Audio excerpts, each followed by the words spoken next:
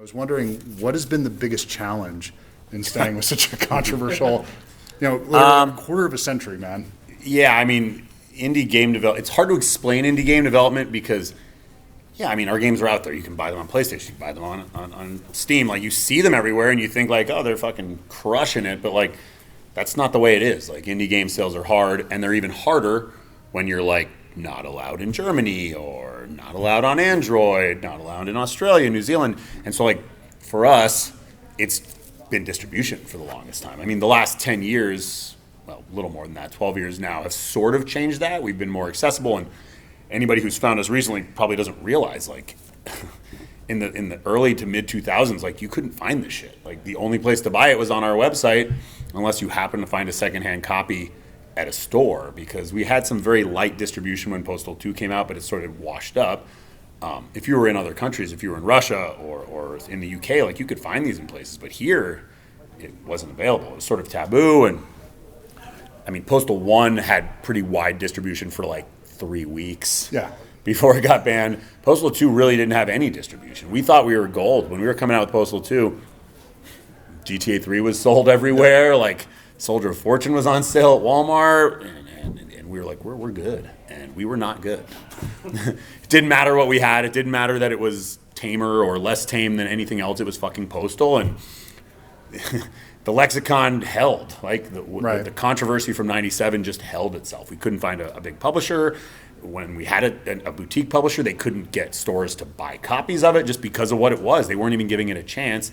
And, I mean, it's stood the test of time. Like, I still sell hundreds of thousands of copies of Postal 2 every year, which is wild to me, right? Like, we couldn't sell 100,000 copies in the United States back in 2003. So, I don't know. I guess the tough part is staying in business, right? Like, you got to get creative. You can't just be like, okay, we did Postal 2, let's work on the next fucking game. It's like, what money are we going to do that with? We're an indie developer. We're true indie, which means we don't have a small, medium, or large hedge fund, publisher, or anything funding us. All the money we use is stuff that comes out of our own coffers. Vince, who's not here right now, he started the company. He has mortgaged his house multiple times to pay the bills. We've all not taken salary. Like, you just get creative, and you keep doing it because you love doing it, hoping that one day it pays off, and we're still hoping for that day. But we're still able to do it. And we don't make a lot of money doing this. We just get to keep doing it, which keeps us doing it, right? Like, I'm happy to keep paying my team month after month. And then why do you stick with it through those dark times? Because I think of that's got to be, you have bills you have to pay. You have a mortgage. You have to get creative, man. You got to get creative. You got to sell feet pics online, I guess. I've never sold feet pics online. Maybe I should have. I do get pedicures, so they are pretty. I don't know. It's hard to say, right? Like, I didn't come into this company thinking I'd be doing this 24 years later, thinking I'd be one of the owners of the company. Like, that was not. If you asked me in 2003, will this company be around in 2025? I'd be like, probably not. And I don't mean that in a bad way. Just, like, think of how many big indie studios are gone. Think of how many big non-indie studios are gone. We've outlived so many different people. We're fucking cockroaches, man. Like, it's just the way it is. I mean, I said in the movie, we're bottom feeders. Like, we'll be here till the dawn of time. Like, I have found a way to keep this company afloat through the darkest times, and that is do whatever I have to do. Like, I lived with Vince for a few years. Like, before I was with my wife, I was just living by myself. Go live with Vince for a few years. Get the bills down lower. Keep things afloat. And you just we believed in it, right? Like, that didn't mean I thought we were going to be around this long, but you just believe in it. Like, we have something, and it's like, it sucks. It wasn't until 2012. The movie kind of skipped this over. So if you don't know our recent history, 2012 is when Postal 2 got on Steam, and that's what revived the company. Between 2003 and 2012, the movie was made. Postal 3 debacle happened.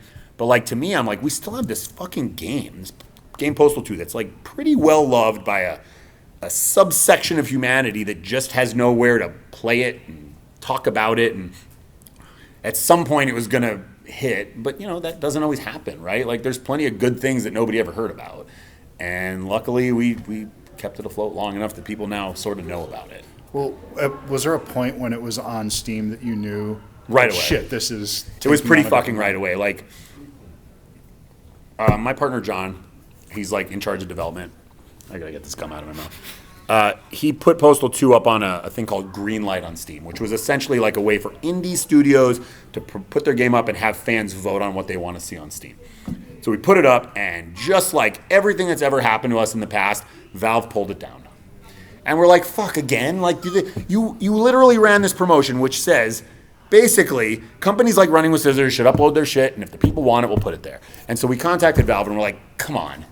Why do you guys pull this down? And to our surprise, it wasn't because it was Postal. It wasn't because it was violent or controversial. They were like, oh, we didn't know this was actually you. Like, we thought that just, like, crazy fans were putting this up, hoping that it would make it. And we're like, no, it's us. And they're like, all right, we'll put it back up. And they put it back up, and we were voted in, like, immediately to the first or second round of Greenlight. And to us, we were like, okay, cool, we're finally going to sell a few copies of this. It's finally going to have international distribution online, and maybe it'll find a late life resurgence. Like, very quickly, we were selling, like, 5 figures a month of this game that hadn't sold that many, in years. And we were like, oh, man, like, what do we do with this? What's next? And so we had all this money from selling this game, so we're like, we should make more content for this game. And we made an add-on for Postal 2 12 years after it came out, which is like absolutely unheard of. And it's sort of all built up from there. And we built a team, and that's how we worked on Postal Redux and a couple canceled projects, and then Postal 4. And we're bigger than ever now. So, and then what's going to be next for you guys at this point? So if you don't know, Postal 2 is being remade. We actually have a publisher for that. It's a company called Impact Reality. They came to us. They wanted to remake Postal 2 or they wanted to port Postal 2 to VR. And we're like, cool, we love that idea. And very quickly became obvious that they weren't going to be able to port it. They needed to remake it. So they are now remaking it for VR and console and PC. So Postal 2 Redux is in development. There's an active Kickstarter for it right now. There's a spin-off of Postal called Brain Damaged, which was a very successful boomer shooter on PC and PlayStation and Switch. And there's DLC coming out for that in 2 weeks. It's called PTSD, Postal These Sunny Days. And then we are working on some stuff in-house that I can't talk about. Fair enough. Yeah. And so to ask about the film, when did you become involved with the project? Was it like 2017, 2019 is when the first conversations happened, yeah. But then like PAX East was 2020, and that was... Yeah, so... There's some shoots before that, though? There was a little bit done, but not much. They, the film guys approached us in the middle of 2019. I had a really good friend that went to school with the directors, and they were like, yeah, we know these video game guys. And they were like, oh, I'm starting this video game channel. And we're like, cool. I went to lunch with them just to talk about the episode they were going to make for this channel. And after sort of hearing that tale, like sort of laid out over 2 hours, they were like, oh, that's not a 45-minute episode of a gaming channel show. Like, that's a movie. And to us, like, we hear this kind of crap all the time. Like, well, we're going to make a movie about you. Oh, we're going to write a book, blah, blah, blah. And, like, 99 out of 100 don't happen. They're just air. Sure. But these guys were, like, pretty serious about it. And they're like, we're going to put together a crew, and we're going to come to PAX East with you, and we're going to film some stuff. And even then, it was like, okay. And this was, like, right before everything shut down, like, literally 5 days before everything shut down. And so we did this trade show with them. They got a bunch of cool footage. And then the world sort of ended for a while, and to us, like, that probably was going to kill the project. There wasn't going to be a movie. But then they were like, hey, we want to do some interviews. That shit is so loud over there, by the way. I just want to turn them down like 3 notches. So they wanted to film, and we're like, okay, like, we don't know if we're going to die by you coming over right now and infecting us, but come do some interviews. And so we did some interviews during the pandemic, and for us, like, I mean, we've done interviews in the past, but most of that stuff was like late 90s, early 2000s, and all of a sudden, like, cameras are jammed in our faces and asking us pretty real questions that sounded kind of cool, and it took a long time, but, some things need time in the oven, and fucking paid off. That's an excellent movie. I hope you guys enjoyed it. Yeah, I think it's a great film, and one of the things that I really love about it is it really just does speak to the underdog, do-it-yourself, punk rock ethos that I think Running with Scissors carries, and the film itself is one of those stories. And it's don't kid yourself. Like, if someone wanted us to sell out and they show me the fucking money, I'll make whatever they want. but nobody's coming running with scissors and asking us to make the next Animal Crossing, all right? Like, I can't wait, okay? Like, yes, we love this. Yes, we've been doing this for a long time. We love where we're at. We love our community. We love how cool it's become. But, like, it would be cool to make some real money for once. That'd be great. I would love to do it with this, but, you know, Microsoft doesn't want us on Xbox. No big publisher wants to touch us with a 10-foot pole. So that's okay. You know, we live in the sphere we live in. That's all right. So what's your relationship like with the fan community? Because you guys have an incredibly loyal fan base. It's pretty intimate. I mean, we are probably one of the most accessible companies on the planet. And I don't mean just the most accessible video game company on the planet. Like, Vince answers every one of his emails. I say every one, there's within reason. I get some psychotic emails and messages on our social media that I don't respond to. But, like, we are known as the people that, like, put our phone numbers on the website. Like, every order that comes in, I put my business card and Vince's business card, which has our fucking phone numbers on it. And I get wild phone calls every day, wild emails, messages on TikTok like you wouldn't believe. And we just respond to these. We just respond to people. Like, it sounds pretty basic. Mm-hmm. Like, yeah, these people keep us in business. And so we try to be in touch with as many of them as possible. But, like, that's rare for everything. You know, like, people, and just because you have a product doesn't mean you even want to talk to anybody, right? Like, not everybody's social, not everybody likes conversing with, like, members of their own family, let alone, like, random people on the internet every day. So it does take a different personality, but, like, me and Vince are very much in that ilk of, like, we'll talk to anybody anytime for the most part, and it's paid off. I mean, I told you earlier, like, our TikTok has over 200,000 followers now, which is wild to us because it's very organic content. This is not like cooked up crap looking to prey on kids' screen time. Like, I just answer questions. That's really how our TikTok got built up. And I would take someone's questions, make a video response to it, and it'd pop off. And I go through it, I mean, daily. I'm literally on that thing, liking every single comment, replying to people's questions. Like, that's just how we do it. And it's time consuming. And there are days where you want to slam your head against the wall, but, like, that's how we do it. Like, and you would hope that more people do this, and they don't. Like, as an industry person, I can't get a hold of industry people. Like, there are games that I love, and I would love to talk to the director there. Nah, they don't respond to me. Really? Yeah, there's not a lot of communication when it comes to, like, bigwigs in the gaming industry. And I mean, probably for good reason. Like, we have a pretty big community, but, like, our community's tiny compared to some, you know, like, we've sold millions of games, but, like, these are big fucking games, right? Like, you know, the head of Bungie doesn't want to talk to every fucking Halo fan out there. Like, it's tough, and I can imagine, and so, like, we do it, and there's probably a limit to it, but we're not anywhere near there yet. So then, how long do you think you have left in Postal? Do you think you'll do this till the day you stop working, or it'll just be when they put you in the grave? Well, Vince is 73. Yeah. And he's not retiring. You know, he still is up every day answering email, and I'm on the phone with him every day, and we're still doing this. We were just in Germany for the big games convention in Cologne, and meeting fans. We had a Postal Dude lookalike contest. We only got one here today, but that's right. Yeah, we had like 30 at the cosplay contest in Germany. You know, like, in a country where my game cannot be sold, I had 30 Postal Dudes show up, and it was pretty wild. And we spent a lot of time. Like, we even set up a day on the last day, which was my birthday nonetheless.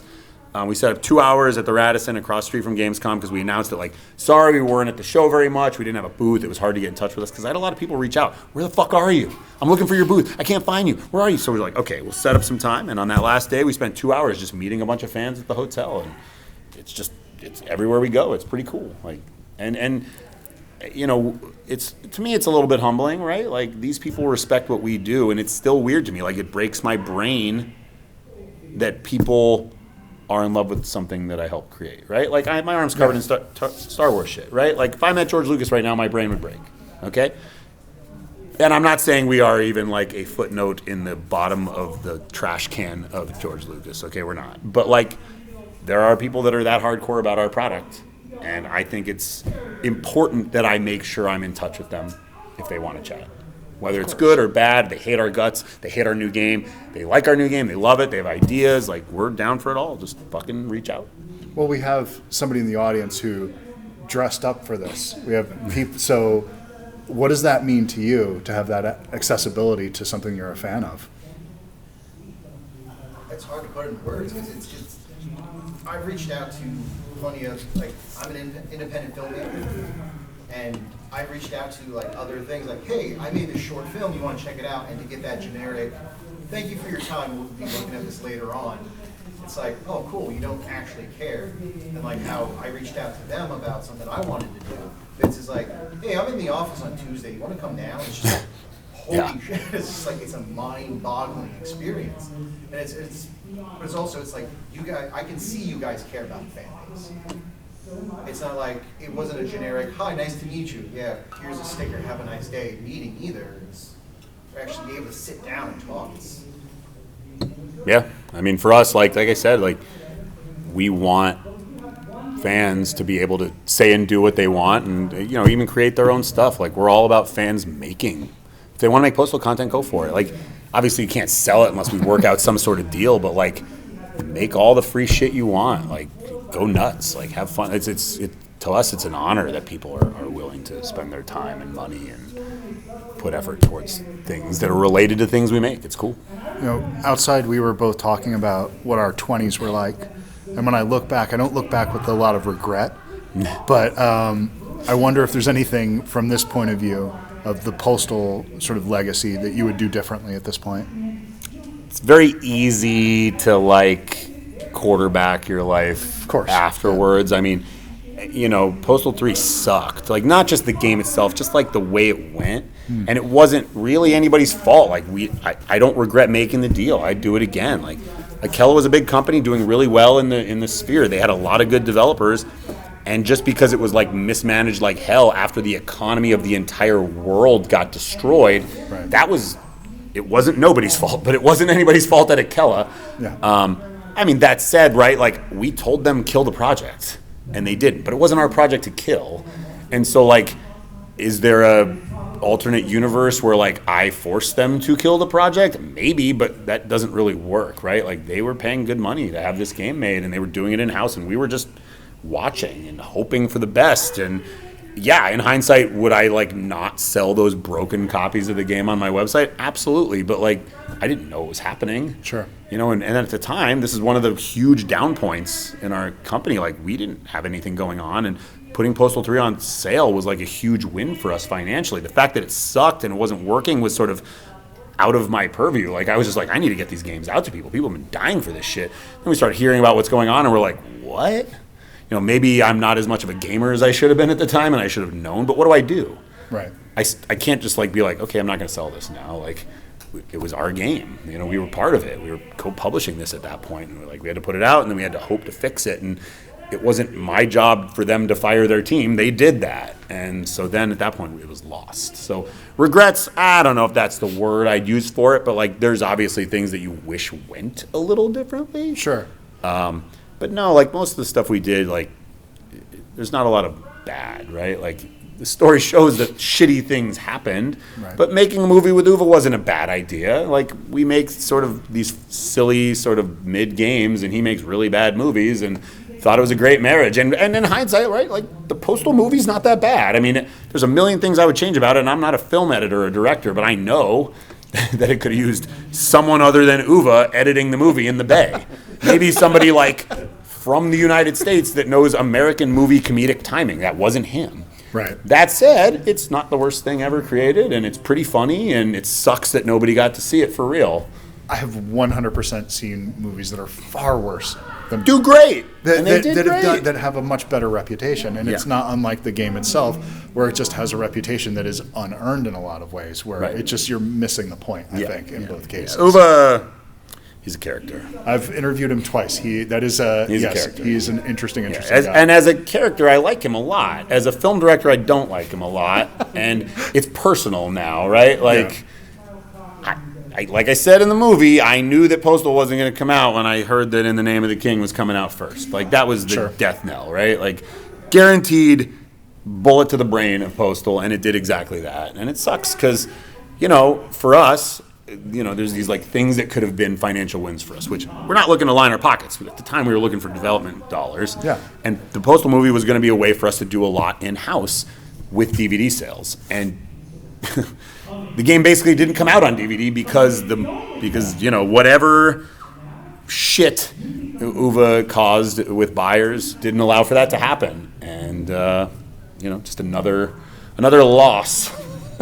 But there's a movie about Postal, and it's still visible to this day. So, like, long term, it's cool. We have a movie. And now we have an even better movie, a real movie that's about us, and it's good. And that's different, right? Like, one's a weird comedy, and the other one's like a good biopic about our lives that, maybe is depressing to watch over and over again. Are you able to watch that objectively, though? I don't know. I have a pretty good sense of being able to be like, well, it's about me, but it blows. I don't think that. Like, I actually think that's a good movie. And yeah, there's things I would change about it, but I'm not the person that made it. It wasn't my project. So, like, I think objectively it's a very well-made film about a crazy story that I like to tell. And it's cool that it got made. And I'm happy that it's out there and it's available and people are loving it. I mean, yeah. I've read some of the really bad reviews, and it's very obvious that the people that hate the movie hate us. Because we are a controversial topic, and we trademarked the worst game ever, man. Like, we know what we're doing, and if you hate us, you shouldn't hate the movie because you hate us. But if people hate us and they watch the movie, they'd be like, why didn't you guys hate them more? Because you watch that movie and you're like, those guys probably like them, and that's true. But you can like somebody and make a hit piece. You could, but I feel like it's not something that it is a love letter to some degree, but I don't feel like it has rose-colored glasses. No, of course not. It definitely shows the dark side of things that can happen. It shows the things that went wrong. It's not just, absolutely. Okay, we're going to erase this piece. Right, and it's not always in jest. Like, bad stuff did happen. Yeah. I lived it. So, what questions do you guys have? Anybody have anything they want to bring up? Anybody got anything? I talked enough that you guys don't have anything left to think. I got nothing. That's all right. Anybody got? They're all looking at you like you have something to say. I guess I could come up with something. You don't have to ask anything, man. It's okay. I have a question. What guided Postal into going from more of a psychological, depressive, Yeah, dark. I wouldn't call Postal too light, per se. Well, unfortunately, I wasn't there when that decision was made. It was a little bit before my time. But Postal 1 definitely was it was a different time, right? Like, there just wasn't a lot of, all shooters were serious in the late 90s. There was no real comedy shooters. That didn't mean Postal 1 had to be dark. It just was. And I think it's darker when you look at it now than when you looked at it back then. Obviously, when they were making the decision to go with Postal 2, they were putting you into his, you're in his eyes, right? All of a sudden, what's happening is what's happening to you. So the team just wanted a more lighthearted approach. And Postal 2's, we've obviously gone significantly more lighthearted in the last 15 years than the first 10 years. But, there was a lot more comedy happening. GTA kind of changed things, and it made things a lot funnier. And there was just a lot more humorous games in the early 2000s. And I think Steve Wick was the designer back then, and I think he was just more inspired by some mildly comedic stuff, lightly political, social experiment type of stuff. And it's, and this is sort of a weird way to put it, but like Postal 1 was banned and blacklisted everywhere. And sometimes you look at that and you go, okay, what can we change to make this maybe a little bit more palatable?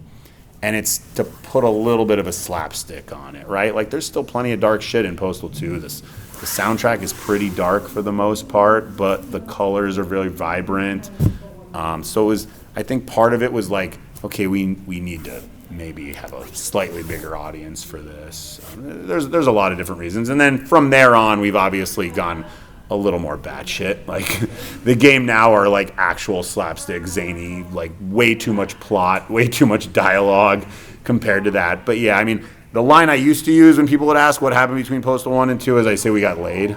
So, you went from angry incel to like happy, fun guy that got his dick sucked. So that's not true. I just like to use that as a one-liner. So it's actually an interesting question that I don't have an exact answer to. And I did have the same question in my head back when I started at the company, because obviously when I started, we were developing Postal 2 and I'd played Postal 1, and they were obviously very different products. But like, Steve just wasn't looking to make this almost survival horror game in the first person. It was sort of, okay, the game's only as violent as you are, the world's a little bit wacky, let's see what we can build off of this. And obviously things changed during development, like adding Gary Coleman like really did make things funnier. Like it was just like, you can't make anything serious if you put Gary Coleman in it. Like, oh, the doll in the town's balls. Like Crotchy is the funny kid. Like you just, you know, we do get some shit from some like Postal 1 defenders and hard Postal 2 defenders that are like, why do you guys make so many dick jokes now? And I'm like, Postal 2 made so many dick jokes. Talking dick. I know. And I'm like, yeah, and I'm like, I guess we make more now, and they're a little more on the nose, but like we've kind of always, not always, It but should have been on the head. on the head. Well, it's got to breathe. So, yeah, I wish I had a more specific answer for you, but there's a bunch of factors that went into it. And going forward, I say for us now, you know, people ask us now, why is it so much funnier now than even it was in 2003? And I'm like, we're different people. That said, maybe we'll make something a little more serious in the future, because there's plenty of people in our studio who are like huge horror fans and really into the darker side, and we do get a lot of requests every day to make something closer to Postal 1, something dark, and so it's possible. Not saying it's happening, but it's possible. So then, do you find it? Are you drawn more to do something that's more darker? Do you appreciate doing something that has that comedic side? What do you feel is a better representation of where you are? Yeah, it's a. I'd say as a company, we've been more slapsticky the last, whatever amount of years. We sell fucking bidets on our website. Like the most popular doll we sell is the ball sack. Like there's a lot of stupid shit we've done in the last 15 years. So we're definitely more of a comedy company, and it's, I don't know, but like, yeah, we're on Switch, man. And I guess a remake of Postal 1 was the first game that was on Switch, so I can't say that it's the funny that brought us on to Nintendo. But like, the most of the games we have out now, and most of the games we sell, because I will tell you, like knowing our sales over the last, 15 years on Steam, Postal 1 didn't sell particularly well. It sold fine. Postal Redux sold like shit. And it sucks because Postal Redux is really good. It's a really good remake of Postal 1, and it plays really well, and everything's good about it, but it just didn't sell particularly well. We make Postal 2 on Steam, it sells like crazy. We make an add-on to Postal 2, and it's like one of the best-selling DLCs of all time. Like, it just seems that most people want this funnier side of us, right? Like, Postal Brain Damage is fucking wacky. That game sells ridiculously well. So I guess, if we ever make something dark, we'll see. I hope people buy it too. Because the I told you so's afterwards aren't going to be great. So what does the legacy mean to you personally? It's a weird thing to think about. I don't even think I thought of the word legacy before they made this movie and it was in the title. But just like fun. Like anybody we bring in, and nowadays almost everybody we bring in that works for us came from our fan community, came from people that worked on Postal related content. So like everybody's working on one of their favorite games, and to us it's like a family, a club. Like we're all part of it, and like that sort of goes out to our fans too, right? Like we're super communicative. I talk to most of my fans more than I talk to my extended family. It's true. I mean, like, and I even reached out to my extended family. I'm like, yo, there's a movie about me. You want to watch it? And they're like, yeah, we'll get to it. Jesus. Oh, there's a movie about you? Yeah, sure. But then the ones that do, I'm like, yeah, there you go. Cousins, you got to show some love sometimes. I guess to me, it's like we've just had this weird baby for so long that's had so many different versions, and it means different things to different people. And it's cool that we created something that there are so many people that like. And like I said, we're not bigger than we are. We are this very culty indie game studio that's made this game that's somehow been out for 27 years and still selling pretty well. But there's enough people out there that have bought it. I mean, I don't know what the exact number is. We say it's somewhere north of 10 million units, probably lifetime, which, in 27 years probably isn't all that many games compared to games that sell, 15 million units a piece. But for us, those are huge numbers. That's a lot of people that have played our shit. And like even the most recent thing, if you guys saw that, like credit card processors are going after Steam and GOG and Apple and Android about selling right now sexual related content, but like at some point it's going to be violent content. So GOG ran a promotion where they were giving away some games that fit into this genre, and that we were like one of the lead titles. And so like 1.4 million people added Postal 2 to their GOG library in 48 hours. Wow. Like we didn't make any money off of that. We don't care. Like the game sells for $1 when it's on sale. What, like $1.4 million? Yeah, but like for us, it's just more people that have our game and shows the goodwill. And to us, like we're part of this kind of weird, adult violent culture. But like at the same time, we have this like really awesome, like well-natured community of people that we hang out with. And we do get a lot of comments about that every week. Like, why does one of the most controversial games of all time have like the nicest people that work there and the nicest fan community? And I'd say because we also filtered out the assholes, because we did do that. Maybe making zanier games filters out the assholes. But I don't know. It's just weird. It seems like people that are really into horror, they're into violence, the like games or whatever it happens to be, they exercise a lot of their shit. Yeah. There's not a lot of pent up things inside of them. They're releasing it. They're I know. genuinely kind, good people. You go to a horror convention, a goth, whatever it happens to be, nice, friendly, warm people. Yep. I'm a lot more nervous when I go to a football game Absolutely. than when I go to a Marilyn Manson concert. I'll put it that way. I've been to a lot of metal shows in my day. There you go. Chill. Then you've been doing this for longer than you haven't in your life now. Yeah. So what is that? Is there any job that you think you could do? Because there has to be a part of you work your ass off, but it almost has to feel like you're pulling one over to some degree. I 100% hit the easy button, and I don't know how. I don't know what I did to deserve it. I don't know. I don't know what I'd be doing if I wasn't doing this. I was a cell phone salesman, so don't think I'd still be selling cell phones, but I'd probably be doing pharmaceuticals or medical device or something of that nature. Used car salesman, I guess. I don't know. I don't know what that alternate universe version of me is. Cause, glad we don't have to find out. Yeah, there was no I failed out of the U of A because I played too many video games. That is a fact. Okay, there's other reasons, partying and whatever, but I played a lot of video games. It wasn't even 2 years later that I was doing this, but it wasn't like I was always dreaming of being a game designer and making games and having a video game company and talking to fans all the time. That was not in my 20-year plan. So, yeah, pleasantly surprised. Congratulations, man. And the film is great. I loved the film, and it's something that we didn't make the film. The film's way better than anything we've ever made. I've never played Postal 2, and I will be playing it now. Excellent. Which is something my 15-year-old son plays it. Sometimes you gotta do what your kid does, Anything I can do to try to get in his good graces, I'm willing to do. So even if it means hanging out with Gary Coleman for a little while, I'm willing to do it. R.I.P. Gary. R.I.P. So did anybody else have any questions before we? So no. Yeah. So like the whole Postal 2 thing is like it's basically like a social experiment. How come during like all the controversy and stuff, you guys never were like, no, this is you being an asshole? We tried. I mean, the tagline was, "It's only as violent as you are." Nobody cares.